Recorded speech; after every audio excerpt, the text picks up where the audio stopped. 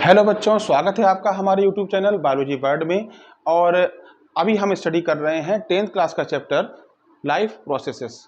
Life processes में हम लोग पढ़ चुके हैं लिविंग नॉन लिविंग के बारे में, उसके बाद में न्यूट्रिशन के बारे में पढ़ चुके हैं। इन प्लांट्स में जो हम लोगों ने फोटोसिंथेसिस का प्रोसेस पूरा पढ़ चुके हैं। अब हम बात कर रहे हैं न्यूट्रिशन इन एनिमल्स कि न्यूट्रिशन में क्या होता है। न्यूट्रिशन एक पूरा प्रोसेस है कि हम लोग जो फूड टेक कर रहे हैं, फूड ले रहे हैं, वो किसी भी फॉर्म में ले रहे हैं, चाहे वो वेजिटेबल्स की फॉर्म में ले रहे हैं या फ्रूट्स की फॉर्म में ले रहे हैं या लिक्विड, ठीक है, लिक्विड की फॉर्म में ले रहे हैं। तो वो एकदम से हम लोग जो लेते हैं तो क्या प्रोसेस ऐसा होता है कि जिसमें वेस्ट मटेरियल बाहर निकल गया और जो बॉडी को गुड मटेरियल चाहिए वो हम लोगों ने अंदर ले लिया अपनी लाइफ साइकिल के लिए। लेकिन इसमें क्या होता है, पूरा एक प्रोसेस है बेटा, पूरा एक प्रोसेस इसमें होता है। ऐसे ही ये एकदम से बॉडी नहीं ले सकती है। इसमें एक 5 मेन प्रोसेस होते हैं। कौन कौन से होते हैं process? Injection, digestion, absorption, assimilation और इजेक्शन। ये पूरे एक प्रोसेस है, एक प्रक्रिया है अलग अलग। इस प्रत्येक प्रक्रिया के बारे में आपको अलग अलग से भी जानकारी होना बहुत ज़रूरी है। सबसे पहले इंजेक्शन की बात करते हैं। इंजेक्शन क्या होता है? Injection is the process taking food outside from the body. जो हम लोग फूड ले रहे हैं, बाहर रॉ मटेरियल ले रहे हैं, तो एकदम से वो टूटे भाग में थोड़ी ना है। हम लोग तो बड़े पीस ले रहे हैं, ठीक है, हम लोग खा रहे हैं फूड को। तो हम लोगों ने फूड लिया, टेकिंग फूड हम लोगों ने माउथ के द्वारा अंदर लिया। वहाँ पर क्या होता है, देखिए ये हमने एक आपको फिगर के माध्यम से दिखाया है। ये एक हमने पिक्चर आपको शो करी है और एक ये स्केचिंग भी की है अलग अलग दिखाने के लिए कि इसमें किस तरीके से काम होता है न्यूट्रिशन में। इंजेक्शन, इसमें क्या हुआ, टेकिंग फूड, ईटिंग फूड। हम लोगों ने फूड लिया, वो कहाँ गया? पहले माउथ में, माउथ में गया। वो टीथ के द्वारा क्या किया गया, उसको छोटे छोटे पार्टिकल्स में तोड़ दिया गया। उसके बाद क्या हुआ, माउथ में क्या है, माउथ में टंग है, ठीक है। टंग क्या करती है? टंग का भी देखिए हर पार्ट का, बॉडी के हर पार्ट का कोई ना कोई वर्क होता है, पूरा वर्क होता है, इसीलिए वो मौजूद होता है। तो इसमें टंग क्या करती है? टंग क्या करती है, जो छोटे छोटे पार्टिकल्स तोड़े गए हैं टीथ के द्वारा, उनको मिक्स करती है आपस में। किससे मिक्स करती है? सेलेवरी ग्लैंड एक पाई जाती है यहाँ पर, ठीक है, नीचे भाग में सेलेवरी ग्लैंड पाई जाती है जो सलाइवा सिक्रीट करती है। सलाइवा का क्या क्या क्या काम होता है? सलाइवा क्या होता है, क्योंकि जो हम लोग फूड लेते हैं वो रॉ मटेरियल होता है, सूखा होता है, ड्राई होता है। अगर ड्राई मटेरियल एकदम से हम लोग नहीं निकल सकते हैं बॉडी के अंदर, तो उसमें उसका क्या काम होता है, वो उसको चिकना बनाती है, स्मूथ बनाती है। जो हमारे पार्टिकल्स हैं उनको स्मूथ बनाती है सलाइवा। और उस सलाइवा में फूड के जो छोटे छोटे पार्टिकल्स हैं उनको पूरा मिक्स करने का काम हमारी टंग करती है। पूरा मिक्स किया और उसको अंदर हल्के से धकेल दिया, ठीक है। तो ये पूरी बक्कल कैविटी है, फूड पाइप है, सिलेवरी ग्लैंड से सलाइवा निकला, पार्टिकल्स को टंग ने क्या हुआ, पूरा मिक्स किया, उसके बाद फूड पाइप में फूड आ गया। तो क्या हुआ, टेकिंग फूड प्रोसेस क्या कहा, इंजेक्शन। अब प्रोसेस शुरू होता है डाइजेशन का। डाइजेशन में क्या हुआ, डाइजेशन देखिए 2 प्रकार से हो रहा है बॉडी में। एक तो केमिकल्स के द्वारा हो रहा है, वो तो खैर अंदर जाके होगा जब स्मॉल इंटेस्टाइन और बिग इंटेस्टाइन में फूड जाएगा। इससे पहले फिजिकल मेथड क्या है, ये जो फूड टेकिंग किया गया, ठीक है, इंजेक्शन के द्वारा, इसको छोटे छोटे पार्टिकल्स में तोड़ा गया, ये एक फिजिकल मेथड है। ये भी एक डाइजेशन का एक हिस्सा है। अगर छोटे छोटे पार्टिकल्स में फूड नहीं होगा तो किस प्रकार से वो फूड अंदर डाइजेस्ट हो पाएगा? टाइम लगेगा, बहुत टाइम लगेगा, दिक्कत हो जाएगी। इसलिए ये फिजिकल मेथड हो गया डाइजेशन का कि छोटे छोटे पार्टिकल्स में फूड को तोड़ देना। उसके बाद में फूड जब हमारा आगे पहुंचा डाइजेशन के लिए, तो एक केमिकल प्रोसेस शुरू हो गई। केमिकल प्रोसेस में क्या हुआ कि देखिए जो फूड हम लोग ले रहे हैं वो इनऑर्गेनिक है, उसमें कोई भी केमिकल नहीं मिला हुआ है। केमिकल नहीं मिलाएंगे तो फिर किस तरीके से वो जो गुड मटेरियल है, जो बॉडी के लिए हम लोगों के लिए ज़रूरी चीज़ है, वो बॉडी में कैसे मिलेंगी? ठीक है, तो बॉडी के लिए ज़रूरी मटेरियल को अंदर लेना और जो बैड मटेरियल है जो उसको बाहर करना, अलग अलग करना, उसमें केमिकल प्रोसेस चाहिए। तो केमिकल प्रोसेस में क्या हुआ कि जो इनसॉल्युबल मटेरियल है जो हम लोगों ने लिया है उसको सॉल्युबल में बदलना है, ठीक है। सॉल्युबल मिलेगा तभी तो वो बॉडी में अब्जॉर्ब हो पाएगा इजीली। तो लार्ज इनसॉल्युबल मॉलिक्यूल्स जो होते हैं उनको सिंपल मॉलिक्यूल्स में बदलना, जो डिजॉल्व हो सके एनिमल बॉडी में इजीली, इसको क्या कहते हैं? डाइजेशन। सो एनिमल न्यूट्रिशन में देयर आर 5 मेन टॉपिक्स होते हैं injection, digestion, absorption, assimilation and ejection. ये 5 मेन प्रोसेस हैं जिसके थ्रू जो हमारा फूड है, जो हम लोगों ने फूड रॉ मटेरियल के रूप में लिया है, उसको स्मॉलर पार्टिकल्स में तोड़ने से लेकर एसिमिलेशन तक और इजेक्शन मतलब स्टूल को बाहर निकालने तक की पूरी एक प्रोसेस है। तो बच्चों हम लोगों ने बात की डाइजेस्टिव सिस्टम की जो एनिमल्स में होता है। अब हम बात कर रहे हैं ह्यूमन डाइजेस्टिव सिस्टम की कि हम लोगों में किस प्रकार से डाइजेस्टिव सिस्टम काम करता है, न्यूट्रिशन। तो सबसे पहले जो हम लोगों ने पार्ट अभी देखे हैं कि first part injection, digestion, absorption, assimilation, ejection, सारे यही रहते हैं, इसमें कोई चेंजिंग नहीं है क्योंकि फूड जो है हम लोगों ने माउथ के द्वारा, ठीक है, बिग पार्टिकल्स के रूप में अंदर लिया, उसके बाद में उसको हमारे टीथ द्वारा स्पीकर में शो किया गया है, इस टीथ के द्वारा चीव करके तोड़ दिया गया स्मॉलर पार्टिकल्स के अंदर। तो ये क्या कहलाया, इंजेक्शन। इंजेक्शन के थ्रू फूड जो है वो फूड पाइप के द्वारा होता हुआ अंदर स्टमक में पहुंचा है। लेकिन उससे पहले क्या हुआ, सारी प्रक्रियाएं हुई, टंग ने फूड को जो स्मॉलर पार्टिकल्स हुए उनको मिक्स किया आपस में, सलेवरी ग्लैंड्स ने सलाइवा निकाला, सलाइवा को मिक्स किया ताकि फूड चिकना हो सके, स्मूथ हो सके, जो आगे हमारे कैनाल में बढ़ सके। इस प्रकार चीविंग फूड जो होता है वो आगे की ओर बढ़ता है। इसमें क्या होता है, सेकेंडली क्या होता है, डाइजेशन शुरू हो जाता है। डाइजेशन में क्या होता है कि जो फूड पाइप होती है, इस फूड पाइप में जो मसल्स होती हैं वो मसल्स में मूवमेंट होता है जिससे कि फूड आगे की ओर बढ़ सके। तो इस प्रकार जो फूड हम लोगों ने माउथ के थ्रू, इंजेक्शन के थ्रू लिया, वो फूड पाइप के द्वारा होता हुआ स्टमक तक पहुंचना है। अब जो फूड हमारा सलाइवा में मिक्स होकर टंग से द्वारा जो सलाइवा से मिक्स किया गया, उस फूड को कैसे आगे जाएगा, वो फूड इस प्रकार से आगे जाता है क्योंकि जिसकी जो फूड पाइप की जो बाल होती है वो मस्कुलर शेप होती है, उसमें मसल्स पाई जाती हैं दोनों तरफ, और ये मसल्स क्या वर्क करती हैं कि जितना भी हमारा सलाइवा मिक्स फूड है उसको आगे से पुश करने का काम करती हैं, ऊपर से पुश करती हैं, जो नीचे की तरफ कैनाल में होता हुआ हमारे स्टमक में पहुंचता है। ठीक है, तो हमारी जो फूड पाइप होती है इसमें कौन सा प्रोसेस होता है, इसमें कॉन्ट्रैक्शन और एक्सपेंशन का प्रोसेस होता है, और इस मूवमेंट को क्या कहते हैं, पेरिस्टेलिक मूवमेंट। यानी कि क्वेश्चन अगर ये आता है तो आप इसको बता सकते हो कि इसमें कौन सा प्रोसेस काम करता है, कौन सा मूवमेंट इसमें होता है। इस मूवमेंट के थ्रू इसमें इस प्रकार से मूवमेंट करती हैं कि जो हमारा जो मटेरियल है, जो भी हमारा सलाइवा मिक्स मटेरियल है, फूड है, वो होता, ये कैनाल से होता हुआ सीधे स्टमक में पहुंचता है। अब डाइजेशन स्टमक में स्टार्ट होता है। स्टमक में जो स्टमक कहाँ होता है हमारी बॉडी में, लेफ्ट साइड में, बॉडी के लेफ्ट साइड में स्टमक होता है, जे शेप का होता है, जे आकार का होता है। ठीक है, अब इसमें 3 प्रकार की ग्लैंड्स वर्क करती हैं जो जूसेस सिक्रीट करती हैं, जो हमारे डाइजेशन में हेल्प करती हैं। वो कौन सी ग्लैंड्स होती हैं और कौन से जूसेस होते हैं। तो बच्चों जैसे ही हमारा फूड स्टमक में पहुंचा, स्टमक में जो स्टमक की जो बाल होती है, इनर बाल होती है, मस्कुलर बाल होती है, वो 3 टाइप्स ऑफ जूसेस सिक्रीट करती है। HCl, ठीक है, HCl सिक्रीट करती है, एंजाइम सिक्रीट करती है, पेप्सिन विद म्यूकस। अब इन सब का फंक्शन क्या होता है, इनका सम का फंक्शन जो है फूड के डाइजेशन में होता है। सबसे पहले आप देखें, इधर देखिएगा कि HCl क्या करता है। HCl की वजह से जो हमारा गैस्ट्रिक जूस है जो सिक्रीट किया गया, वो एसिडिक इन नेचर होता है, उसका नेचर एसिडिक होता है। एसिडिक नेचर होने से क्या होता है कि फूड के डाइजेशन में वो हेल्प करता है। और HCl दूसरा हमारा क्या वर्क करते हैं, जितने भी हमारे फूड के जो हमने फूड इनटेक किया है उसके साथ में जो बैक्टीरिया या जो गलत चीज़ें बॉडी के अंदर इंटर कर गई हैं उनको किल करने का काम करता है HCl। क्योंकि अगर HCl नहीं सिक्रीट होगा तो जो भी हमारा जो बैक्टीरिया जो और जो हार्मफुल मटेरियल बॉडी के अंदर पहुंच गया है वो हमारी बॉडी के स्टमक की बाल्स को ही नुकसान पहुंचा सकता है। इसलिए HCl का बहुत बड़ा रोल होता है। HCl की वजह से में ही नेचर एसिडिक हो जाती है, और एसिडिक नेचर क्या करता है, जो पेप्सिन है, जो पेप्सिन निकला हुआ है, वो पेप्सिन हमारा प्रोटीन डाइजेस्ट करता है due to acidic nature of HCl। HCl की हेल्प की वजह से ही पेप्सिन का नेचर एसिडिक होता है, और एसिडिक नेचर ही डाइजेस्ट करता है प्रोटीन, जो हमारे फूड में प्रोटीन आई हुई है।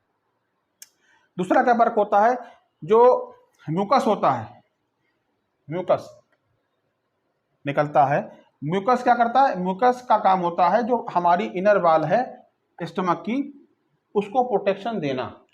क्योंकि HCl होता है, एक तो देखिए कोई भी चीज़ होती है उसका दो रोल होते हैं, एक हार्मफुल भी हो सकता है और एक फेथफुल भी हो सकता है। अब हार्मफुल रोल ये है कि अगर ये म्यूकस नहीं होगा तो HCl हमारे स्टमक की बाल्स को ही नुकसान पहुंचा देगा। इसलिए जो म्यूकस हमारा वर्क करता है वो HCl को जो है वो इसको करने से रोकता है, यानी कि हार्म जो करने से रोकता है। Mucus protected stomach wall from HCl। तो अब क्या हुआ, अब जो फूड था हमारा लगभग 3 घंटे तक फूड यहाँ स्टमक में रहता है, ठीक है। ये पूरा जो एलिमेंट्री कैनाल जो आप देख रहे हो, पूरा जो सिस्टम है फूड पाइप, ये लगभग 9 मीटर लंबा होता है। मैं आपको बता दूं, कहीं अगर एग्जाम में क्वेश्चन आता है तो उसके लिए आपके लिए हेल्प रहेगा। तो स्टमक से फूड कहाँ जाएगा, अब स्टमक में फूड डाइजेस्ट होने के बाद पहुँचेगा कहाँ, स्मॉल इंटेस्टाइन में। तो अब स्मॉल इंटेस्टाइन में क्या क्या एक्टिविटीज़ होंगी, तो बेटा अब जो पार्सली डाइजेस्टेड फूड है, आधा अधूरा डाइजेस्टेड फूड, अब आगे पहुंचा हमारी स्मॉल इंटेस्टाइन में। ये देख रहे हैं आप स्मॉल इंटेस्टाइन।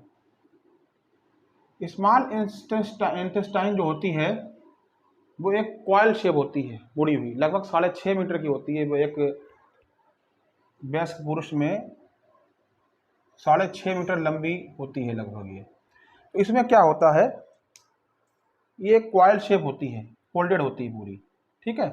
इसमें क्या होता है, बेसिकली इसमें कार्बोहाइड्रेट का डाइजेशन होता है। कार्बोहाइड्रेट से मतलब जैसे सेलुलोज होता है, आपने देखा होगा जो भी हमारे जानवर हैं, एनिमल्स हैं, जैसे काऊ एग्जाम्पल, तो वो क्या करते हैं, उसमें सेलुलोज जो है, सेलुलोज डाइजेस्ट करने की क्षमता बहुत ज़्यादा होती है। तभी तो देखा होता है वो चीव करते रहते हैं, बैठे रहते हैं, तब भी वो जुगाली जिसे करना बोलते हैं, वो करते रहते हैं, खाली टाइम में बैठे बैठे अपना करते रहते हैं। तो क्योंकि वो सेलुलोज होता है, सेलुलोज पचाने की क्षमता उनके अंदर ज़्यादा होती है। इसकी अपेक्षा जो मीट, जैसे मीट है, ठीक है, नॉन वेज है, वो जैसे लॉइन है, लॉइन में पचाने की क्षमता ज़्यादा होती है इसकी अपेक्षा। तो दोनों में ये डिफरेंस होता है। तो बेटा अब जो फूड है वो स्मॉल इंटेस्टाइन में पहुंचा। स्मॉल इंटेस्टाइन में लगभग लार्जेस्ट फूड हमारा डाइजेस्ट हो जाता है। स्मॉल इंटेस्टाइन में क्या क्या चीज़ वर्क करती है वो आप देखिएगा। स्मॉल इंटेस्टाइन में फूड पहुंचा, इसमें क्या होता है, इसमें मेनली कौन कौन से ऑर्गन्स, कौन कौन सी ग्लैंड्स काम करती हैं, मेनली 2 ग्लैंड्स काम करती हैं, ठीक है। Liver and pancreas, 2 glands main काम करती हैं। लीवर का क्या वर्क होता है, लीवर बाइल जूस सिक्रीट करता है, ठीक है।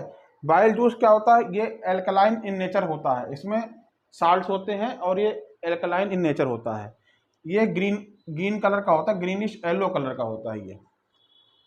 और ये जो बाइल जूस होता है वो गाल ब्लेडर में, ठीक है, ये देखिए आप यहाँ पर स्मॉल इंटेस्टाइन है, इसमें ये बना हुआ है गाल ब्लेडर। इस गाल ब्लेडर में बाइल जूस जो कि लीवर सिक्रीट कर रहा है वो स्टोर हो रहा है, ठीक है, गाल ब्लेडर में स्टोर होता है। इसका फंक्शन क्या होता है कि जो हमारा फूड आया हुआ है उसमें जो फैट है, ठीक है, उस फैट को ब्रेक डाउन करना, फैट का डाइजेशन करने का काम ये हमारा बाइल जूस करता है। बाइल जूस जो है, जो भी हमारा फूड आ रहा है उस फूड में जितनी भी फैट है उसको, उसकी नेचर जो है वो एल्कलाइन बनाने का काम करता है। क्योंकि जब तक उसकी नेचर एल्कलाइन नहीं होगी तो जो भी हमारे एंजाइम्स प्रेजेंट हैं वो एंजाइम्स उस पर एक्ट नहीं कर पाएंगे, उसका डाइजेशन नहीं कर पाएंगे। अब हमारा बचा पैंक्रियास। पैंक्रियास कहाँ होता है बच्चों, पैंक्रियास जो है वो लीवर के नीचे, देखिएगा, इनसाइड एक बड़ी ग्लैंड होती है जिसे पैंक्रियास ग्लैंड बोलते हैं। इसका फंक्शन क्या होता है, ये पैंक्रियाटिक जूस सिक्रीट करती है। पैंक्रियाटिक जूस में क्या होता है, पैंक्रियाटिक जूस में डिफरेंट टाइप्स ऑफ एंजाइम्स होते हैं जो हेल्पिंग नेचर होते हैं हमारे फूड को डाइजेस्ट करने के लिए। इसमें 3 प्रकार के मेन एंजाइम होते हैं, एमाइलेज, ट्राइप्सिन, लाइपेज। एमाइलेज जो होता है उसका फंक्शन क्या होता है, to break down the starch present in food. जो हमारी स्टार्च फूड में आई हुई है उसको ब्रेक करने का फंक्शन, उसको ब्रेक डाउन करने का फंक्शन, उसको सिंपलर सब्सटेंस में बदलने का फंक्शन कौन करता है, एमाइलेज करता है। दूसरा हमारा जो हमारा एंजाइम है उसे बोलते हैं ट्राइप्सिन। ट्राइप्सिन जो प्रोटीन आती है, जो प्रोटीन आ गई हमारी फूड में, उसको डाइजेस्ट करने का फंक्शन करता है। तीसरा हमारा है लाइपेज। लाइपेज जो एमल्सिफाइड फैट है उसको डाइजेस्ट करने का काम करता है। बच्चों वीडियो थोड़ी लंबी हो जाती है, लेकिन जितने भी टर्म है बायो के, हर एंजाइम्स का, हर ग्लैंड का फंक्शन, कहाँ पे सिचुएशन है, क्या वर्क है, क्या साइज है, कैसी उसकी इनर वॉल है, कैसा उसका नेचर है, ये हर चीज़ आपको पता होना चाहिए। क्योंकि आगे जो कॉम्पिटिटिव एग्जाम होते हैं उसमें क्या चीज़ पूछी जाएगी, छोटी सी भी चीज़ पूछी जा सकती है। अगर आप अभी से ही उसकी तैयारी रखेंगे तो आगे आपको दिक्कतें नहीं आएंगी। ठीक है बच्चों। स्मॉल इंटेस्टाइन में पैंक्रियाटिक जूस और लीवर से जो बाइल निकला हुआ है, इन जूसेस के साथ साथ आप देखिए मैंने एक फिगर बनाया है इसका, स्मॉल इंटेस्टाइन का, इससे आपको समझने में आसानी होगी। ये स्मॉल इंटेस्टाइन है कॉइल शेप की। इसमें क्या होता है, इसकी जो बाल होती है इंटेस्टाइन की, इनर बाल जो होती है, ये मस्कुलर इन शेप होती है, जो इंटेस्टाइनल जूस सीक्रेट करती है। मतलब ये जो जूसेस आ ही रहे हैं ये अपना अपना काम कर रहे हैं, लेकिन जो इसकी इनर बाल है ये इंटेस्टाइनल जूस सीक्रेट करती है। इसमें ए नंबर ऑफ एंजाइम्स, बहुत सारे एंजाइम्स होते हैं जो डिफरेंट डाइजेशन को जो है वो कंप्लीट करते हैं। तो ये number of enzymes present in the intestinal juice complete of digestion के लिए। तो इसमें क्या क्या होता है, क्या फंक्शन करते हैं, जो हमारी कॉम्प्लेक्स कार्बोहाइड्रेट है, क्योंकि जो हमारा फूड है, ठीक है, ये जो रॉ मटेरियल हम लोगों ने फूड लिया है इसमें सब कुछ मौजूद है, कार्बोहाइड्रेट मौजूद है, फैट मौजूद है, प्रोटीन मौजूद है, सब कुछ मौजूद है, लेकिन ये कॉम्प्लेक्स फॉर्म में है, ये इनसॉल्युबल फॉर्म में है। इसको सॉल्युबल फॉर्म में कन्वर्ट करना है, तो कैसे करेंगे कन्वर्ट, उसको करने के लिए ये एंजाइम्स हमारी हेल्प कर रहे हैं। स्मॉल इंटेस्टाइन में फूड आ चुका है। इसी प्रकार जो कॉम्प्लेक्स हमारा मटेरियल है, मतलब कार्बोहाइड्रेट है, वो ग्लूकोज में तोड़ दिया जाता है। कॉम्प्लेक्स जो है वो कॉम्प्लेक्स मटेरियल जो है वो कार्बोहाइड्रेट है, और सॉल्युबल मटेरियल जो है वो हमारा ग्लूकोज है। इसी प्रकार प्रोटीन को अमीनो एसिड्स में, और फैट को फैटी एसिड्स और ग्लिसरॉल में तोड़ दिया जाता है। ठीक है, तो इस प्रकार से ये जो हमारा डाइजेस्टिव सिस्टम चल रहा है स्मॉल इंटेस्टाइन में, ये सारा रोल क्या कर रहे हैं, एंजाइम्स कर रहे हैं। इसको एंजाइम्स को इसीलिए क्या कहते हैं, बायोलॉजिकल कैटालिस्ट की भी इनको एक नाउन दे दिया गया, बायोलॉजिकल कैटालिस्ट भी इसको कहा जाता है एंजाइम्स को, क्योंकि ये एक मेन रोल अदा कर रहे हैं डाइजेस्टिव सिस्टम में। अब जो प्रोसेस आएगा इसके बाद एब्जॉर्प्शन का आएगा। अब जो एब्जॉर्ब होगा हमारी ब्लड कैपिलरीज में, ठीक है। अब इसमें क्या होता है, जो हमारी जो स्मॉल इंटेस्टाइन होती है, ये मेन रीजन है एब्जॉर्प्शन का, क्यों सबसे ज़्यादा फूड इसी में एब्जॉर्ब होता है। इसमें क्या होता है, इसकी अगर हम इंटरनल स्ट्रक्चर देखेंगे तो इसमें एक स्मॉल ये जो बाल्स होती हैं, ठीक है, ये देखिए स्मॉल इंटेस्टाइन, इसमें मिलियंस जो है फिंगर शेप उभार से होते हैं इसकी बॉडी के अंदर। इन्हें क्या कहते हैं, बिली बोलते हैं इनको, ठीक है। और इसमें लार्ज जो है बहुत सारी असंख्य, मतलब इनडेफिनिट जो है वो ब्लड कैपिलरीज होती हैं इनकी, इसकी बाल में स्मॉल इंटेस्टाइन की, जो क्या काम करती हैं, जो एडॉप्शन का काम करती हैं। यानी कि जो हमारे फूड में जो हमारा गुड मटेरियल था, जिसके लिए डाइजेशन हुआ था, जो हमारा कार्बोहाइड्रेट डाइजेशन हुआ था, फैट हुआ था, प्रोटीन डाइजेस्ट हुआ था, इसको सिंपलर वन में तोड़कर जो अब हमारी ब्लड की ज़रूरत है, हमारे शरीर की ज़रूरत है, हमारी बॉडी की ज़रूरत है, उसको एब्जॉर्ब करने का काम सबसे ज़्यादा कहाँ होता है, मेन रीजन होता है यही हमारा स्मॉल इंटेस्टाइन। इसमें फूड सबसे ज़्यादा एब्जॉर्ब हो जाता है, और ये बिली और ब्लड कैपिलरीज के थ्रू फंक्शन होता है। तो अब हमारा डाइजेशन का प्रोसेस स्मॉल इंटेस्टाइन में कंप्लीट हो जाता है। इसके बाद में क्या होता है, इसके बाद एसिमिलेशन का प्रोसेस शुरू होता है। एसिमिलेशन में क्या होता है, जो हमारा डाइजेस्टेड फूड है, जो हमारा स्मॉल इंटेस्टाइन में फूड डाइजेस्ट हो गया, ठीक है, कार्बोहाइड्रेट, प्रोटीन, फैट, सारा जो कॉम्प्लेक्स सब्सटेंस था वो स्मॉलर में चेंज हो गया। उसके बाद में जो चेंजिंग मटेरियल है, जो ब्लड कैपिलरीज ने, या जो मैंने अभी बताया जो बिली पतले पतले फिंगर शेप उभार होते हैं, उनके द्वारा एब्जॉर्ब हो गया, ब्लड ने एब्जॉर्ब कर लिया। अब ये ब्लड के थ्रू हमारे डिफरेंट बॉडी पार्ट्स में सप्लाई कर दिया जाता है। जिस भी बॉडी पार्ट को जो भी रिक्वायरमेंट होती है वो उतना अपना एनर्जी गेन कर लेता है। अब एनर्जी के लिए ऑक्सीडेशन का प्रोसेस कैसे होता है, जब रेस्पिरेशन होता है तो रेस्पिरेशन में जो हम ऑक्सीजन लेते हैं उसके द्वारा बॉडी का प्रत्येक cell, every cell of body by oxidation energy release कर लेता है, जो एनर्जी चाहिए होती है वो उसे ले लेता है।